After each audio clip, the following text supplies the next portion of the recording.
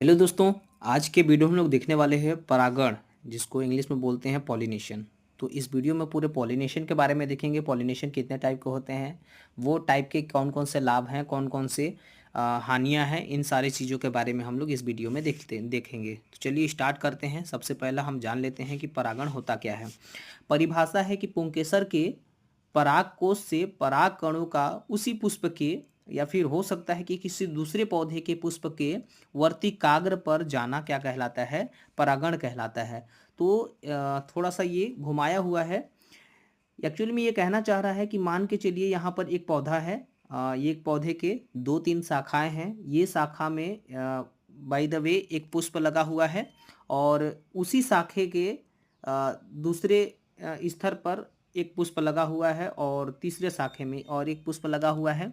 तो ये वाला जो पुष्प है, यहाँ से जो मेल भाग है जिसको पुंकेसर बोलते हैं, तो पुंकेसर क्या होता है, चारों ओर से ढका रहता है, उसको बोलते हैं परागकोश। अब ये परागकोश से जितने भी पुंकेसर निकलेंगे ये फीमेल गैमेट में जाना चाहेंगे, क्योंकि जो मेल है वो क्या कौन से प्रवृत्ति के होते हैं, चल प्रवृत्ति के होते हैं, और जो फीमेल होते हैं वो अचल प्रवृत्ति के होते हैं। अचल और चल का मतलब ये है कि केवल मेल ही इधर उधर मूव कर सकता है, जो फीमेल है वो केवल वेट ही कर सकता है। ठीक है। अब जब वेट करते करते अगर इसको मेल के भाग अगर नहीं प्राप्त होते हैं, तो ये जो फीमेल का जो पुष्प होता है वो क्या कर जाता है, डेड कर जाता है।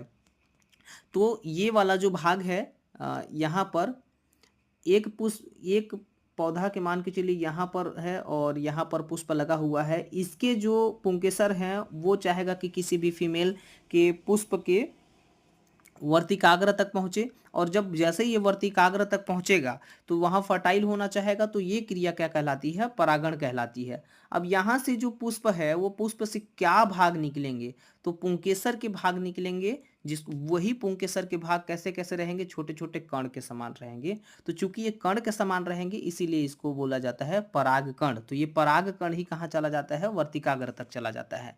अब ये बोल रहा है कि उसी पुष्प में, तो ये पुष्प में या तो मेल भी हो सकते हैं, फीमेल भी हो सकते हैं। अगर फीमेल होंगे और नॉन मेच्योर होंगे तो मेच्योर वाला वो खोजेगा, तो ये दूसरा पुष्प के साथ वो कर सकता है। तो इसीलिए बोल रहा है कि या तो उसी पुष्प में करेगा या फिर दूसरे किसी पौधे के पुष्प में भी वो करेगा, या किसी दूसरे शाखा में भी वो कर सकता है। आगे कह रहा है कि जो पराग कोश हैं, पराग कोश में पराग कणों के मेच्योर होने के बाद, जो परिपक्व अवस्था में होने के बाद पराग कोश की दीवार क्या हो जाती है, फट जाती है। हमने ऐसे बोला कि जो ये वाला जो भाग है हमने दिखाया था अभी, यहाँ पर एक पुष्प है, यहाँ पर एक पुष्प है, ये इसमें मेल है और इसमें फीमेल भी है। फीमेल यदि अपरिपक्व अवस्था है तो इसका जो मेल है वो परिपक्व अवस्था वाले पुष्प को खोजेगा।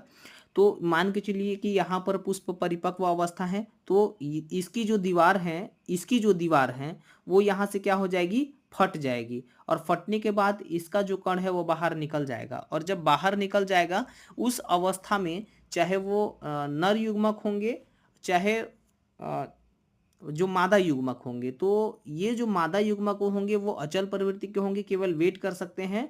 जो फट के आएगा वो क्या होंगे, नर प्रवृत्ति के आएंगे, और वो बाहर आ जाएंगे। ठीक है।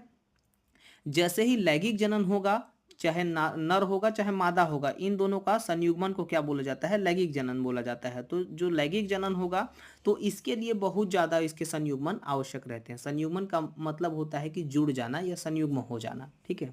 परागकण मादा युग्मक अर्थात भ्रूण कोश के अंत तक पहुंचे। ठीक है। जो परागकण है वो कहाँ तक पहुंचेंगे, मेल गैमीट में पहुंचेंगे, भ्रूण कोश में पहुंचेंगे, और वहीं पर जाकर के वो क्या हो जाएंगे, फर्टाइल हो जाएंगे, और फर्टाइल होने के बाद एक अंडक का निर्माण कर जाते हैं। ठीक है। ये क्रिया में क्या होता है, जो मेल है, मेल का जो कण है वो फीमेल के जो कण के साथ क्या करते हैं, मिल जाते हैं, और मिल कहाँ पर जाते हैं, तो वर्तिकाग्र में पहुंचते हैं और मिल जाते हैं, और वो कुछ दिन के बाद क्या हो जाता है, अंकुरित हो जाता है।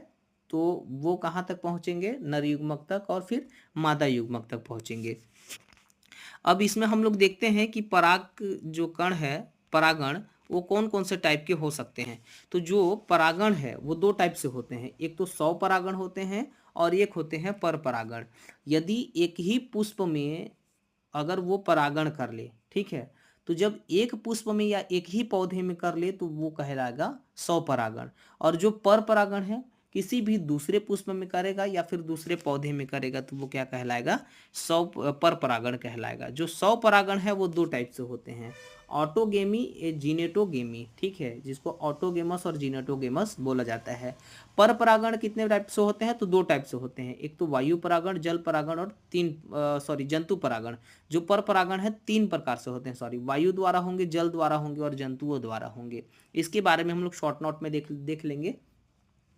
जो वायु परागण है वो वायु के द्वारा कोई भी अगर जो बीज हैं वो किसी भी दूसरे पुष्प में चला जाता है वायु के द्वारा, यानी एक पौधे से यहाँ से टूटा और वो दूर उड़ते उड़ते किसी दूसरे पुष्प के साथ क्या कर लेता है, वो फर्टाइल हो जाता है, तो वो वायु परागण कहलाता है।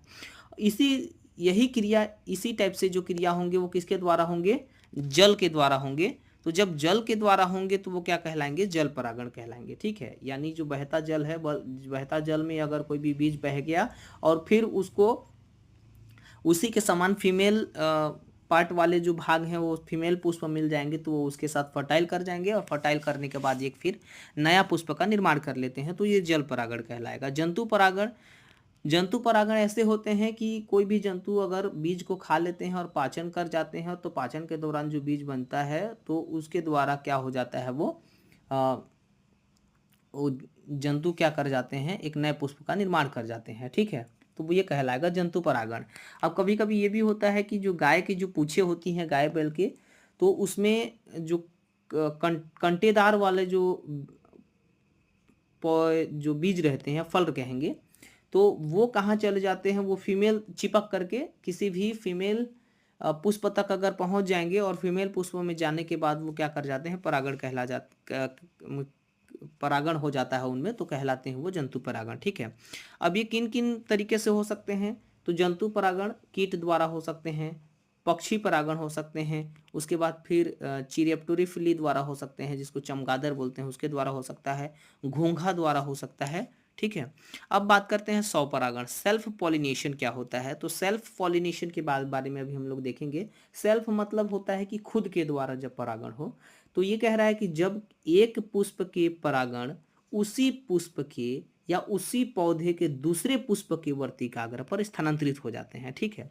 यानी कि एक पौधा है, एक पौधे में ये पुष्प लगा है और ये पुष्प लगा, अभी जैसे हमने बोला था, अगर यही पुष्प में मेल और फीमेल दोनों हैं तो वो क्या कहलाएंगे, उसके द्वारा जो फर्टाइल होंगे तो वो कहलाएगा सौ परागण। अगर यहाँ नहीं हुआ, गलती से यहाँ पर हो रहा है तो भी वो सौ परागण कहलाएगा, एक ही पौधे में होने चाहिए, ठीक है।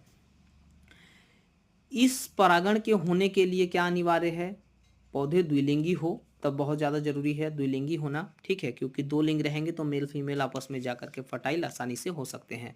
बात करते हैं सौ परागण की, तो सौ परागण में एक होता है ऑटोगेमी और एक होता है जीनोटोगेमी। ऑटोगेमी का मतलब होता है कि जब किसी पुष्प के पुंकेसर परागकोश से परागकण उसी पुष्प के वर्तिकाग्र को परागित कर जाए। जब एक ही पुष्प पे, यहाँ पर ये मान के चलिए पौधा है, इसमें पुष्प है और इसी में ही मेल फीमेल दोनों है, तब जाके ये परागित हो जाए तो उसको बोलते हैं ऑटोगेमी। फॉर एग्जाम्पल के लिए गेहूं है, मटर है, धान है, ठीक है। अब बात करते हैं जिनेटोगेमी, उससे थोड़ा सा विपरीत है कि जब किसी पुष्प के पुंकेसर के परागकोश परागकण उसी पौधे पर लगे किसी अन्य पुष्प के वर्तिकाग्र तक वो पहुंच जाता है, तब क्या कहलाता है, वो जिनेटोगेमी। मतलब यहाँ पर ये वाला जो पुष्प है, यहाँ पर जो मेल पाए जाएंगे परागकोश में, ये जाकर के फट जाएंगे, यहाँ से जो कण निकलेगा ये दूसरे डाल के पुष्प में जाकर के वो परागित हो जाएगा। सौ परागण की बात अगर करेंगे तो कौन कौन से अनुकूलताएं इसमें पाई जाती हैं। द्विलिंगता होना बहुत ज़्यादा जरूरी है इसमें, पौधे का द्विलिंगी होना बहुत ज़्यादा जरूरी है सौ परागण के लिए, ताकि वो आसानी से परागरित हो सके, ठीक है। अब दूसरा नंबर समकाल पक्वता, यानी समकाल में, समान काल में ही वो अगर मेच्योर हो तब जाके वो परागण द्वारा आसानी से क्या कर जाता है, परागण हो जाता है, ठीक है।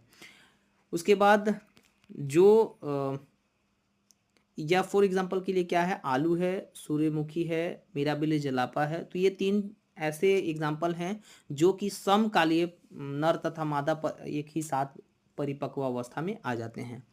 पुष्पों में आकर्षण नहीं होता है, पुष्पों में आकर्षण नहीं होता, अगर पुष्प में आकर्षण होता तो वो बहुत ज़्यादा फर्टाइल कर जाता और फर्टाइल करने के बाद वो क्या हो जाते हैं, टूट फूट करके वो अलग हो जाते हैं। ठीक है।